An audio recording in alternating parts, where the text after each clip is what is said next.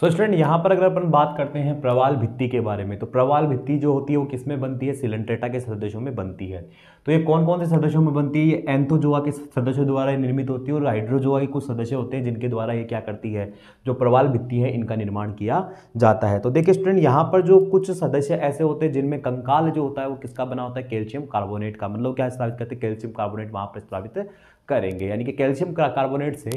तो यहाँ पर जो आपके जो एंथोजोआ के सदस्य होते हैं उनमें कैल्शियम कार्बोनेट जो होता है उसका क्या बन जाता है? बाह्य कंकाल बन जाता है, जो किसका निर्माण करता है? कोरल का निर्माण करता है। इसे अपन क्या बोलते हैं? कोरल बोलते हैं। कोरल क्या है? कैल्शियम कार्बोनेट का जो बाह्य कंकाल किसमें बनता है? आपके सिलेंट्रेटा के सदस्यों में बनता है, उसे क्या कहा जाता है? कोरल कहा जाता है। जब ये कोरल काफी बड़ी हो जाती है तो किसका निर्माण कर लेती है? प्रवाल भित्ति या कोरल रीफ का निर्माण कर लेती है। कोरिया गण के जो मेंबर होते हैं उनके अंदर पथरीले प्रवाल पाए जाते हैं, मतलब पत्थर के समान प्रवाल देखने को मिलते हैं।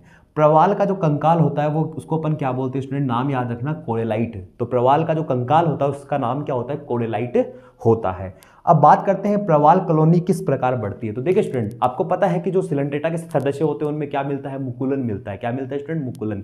तो जब क्या होता है, आपकी प्रवाल भित्तियां उनमें लगातार मुकुलन होगा तो उसके कारण क्या होता है? वहां पर उनकी कॉलोनी बढ़ जाती है, जिसके कारण क्या होता है? वहां पर काफी बड़ी मात्रा में कोरल बनने के कारण वहां पर किसका निर्माण हो जाता है? कोरल रीफ या कोरल भित्ति का निर्माण हो जाता है।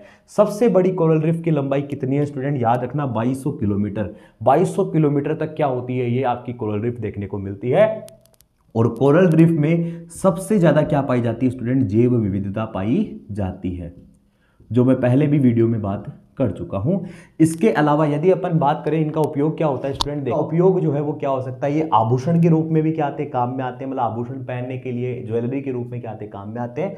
और साथ ही साथ यदि ये कहीं पर, यदि आपके जो कोरल रीफ है वो कहीं पर मिल रहे हैं, इसका मतलब वहां पर क्या है? पेट्रोलियम भंडार उपस्थित है। मतलब वहां पर पेट्रोलियम से संबंधित जो भी चीजें, जैसे कि आपका पेट्रोल, डीजल यानी क्रूड ऑयल वहां पर आपको मिलेगा ही मिलेगा। तो पेट्रोलियम के भंडार वहां पर उपस्थित होंगे। ये किससे पता लगता है? बेसिकली कोरल रीफ अगर वहां पर पाई जा रही है इसका मतलब वहां पर पेट्रोलियम भंडार उपस्थित है। और साथ ही साथ ये आभूषण के रूप में भी यूज में आते हैं। ये स्टूडेंट ये डायग्राम दे रखा है आपका दंश कोशिका का। कैसा दे रखा है स्टूडेंट? दंश कोशिका। दंश कोशिकाएं जो होती हैं वो किसमें पाई जाती है? सिलेंट्रेटा के सदस्यों में अपन ने देखा था। तो स्टूडेंट यहाँ पर दंश कोशिका के अंदर क्या देखा है अपन ने? इस जगह किसमें कौन कौन सी संरचनाएं पाई जाती है? इस ये जो कोशिकाएं होती हैं या अपन बोल सकते हैं जो दंश कोशिका या निडोब्लास्ट जो है वो कहाँ पर पाई जाती है? ये पाई जाती है स्पर्शक पे। इसमें जो ये रेशे समान भाग दिख रहा है इसको अपन क्या बोलते हैं? रेशे बोलते हैं। ये जो वाला भाग है इसे अपन बोलते हैं ओपरकुलम। क्या बोलते हैं? ओपरकुलम बोलते हैं। इसे अपन, इस संरचना को अपन क्या बोलेंगे? निमेटोसाइट्स। क्या बोलेंगे? निमेटोसाइट्स बोलेंगे। और इनके अंदर जो ये आपको फिलामेंट लाइक संरचना जो दिखाई दे रही है इसे अपन पेशीय फिलामेंट बोलते हैं। ये जो आपका भाग यहाँ पे दिखाई दे रहा है इसको अपन क्या बोलते हैं? इसका केंद्रक बोलते हैं। क्या बोलते हैं स्टूडेंट? केंद्रक। तो स्टूडेंट ये आपका जो सिलेंट्रेटा है वो आपका कंप्लीट होता है। तो इसके अंदर सिलेंट्रेटा के जो कुछ जो एक्स्ट्रा जो पॉइंट्स थे वो अपन ने यहाँ पर क्लियर कर लिए हैं।